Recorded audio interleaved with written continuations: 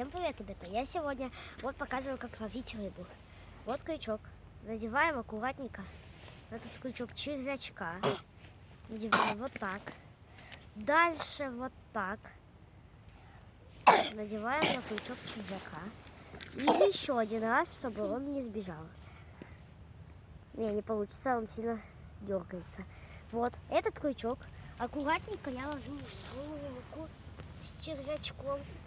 Он тонет. Вот поднимаю удочку. И он еще дальше уходит.